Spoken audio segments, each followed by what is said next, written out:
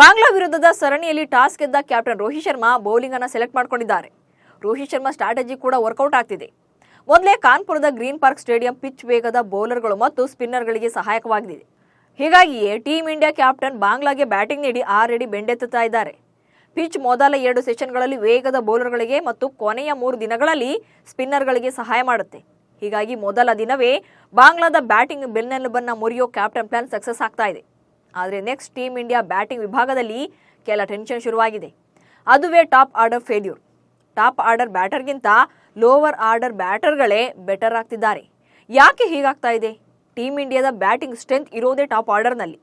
ಹಾಗಾದರೆ hit man, run machine, ಯಂಗನ್ ಅಂತ ಕರೆಸಿಕೊಂಡ team India star ಬ್ಯಾಟರ್ಗಳು fail ಆಗ್ತಾ ಇರೋದು ಯಾಕೆ ಎಂಬುದನ್ನು ಒಂದೊಂದಾಗಿ ನೋಡ್ತಾ ಹೋಗೋಣ. ಟೀಂ ಇಂಡಿಯಾದ ಬ್ಯಾಟಿಂಗ್ ಆರ್ಡರ್ನಲ್ಲಿ ಶುರುವಾಗಿದೆ ರಿಯಲ್ ಟೆನ್ಷನ್.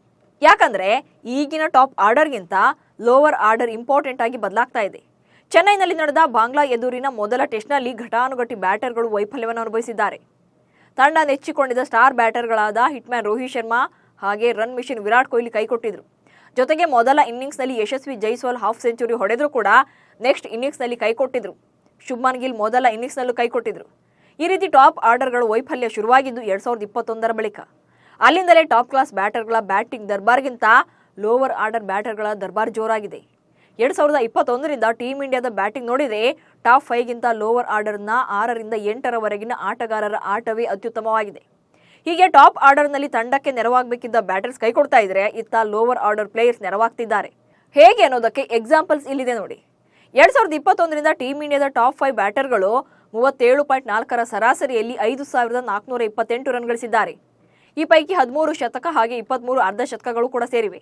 ಇದೇ ಅವಧಿಯಲ್ಲಿ 6ರಿಂದ 8ನೇ ಕ್ರಮಾಂಕದ 3 ಬ್ಯಾಟರ್ಗಳು 38.2ರ ಬ್ಯಾಟಿಂಗ್ ಅವರೇಜ್ನಲ್ಲಿ 2753 ರನ್ಗಳನ್ನು ಕಲೆ ಹಾಕಿದ್ದಾರೆ. 4 ಶತಕ 18 ಅರ್ಧ ಶತಕಗಳನ್ನು ದಾಖಲಿಸಿದ್ದಾರೆ.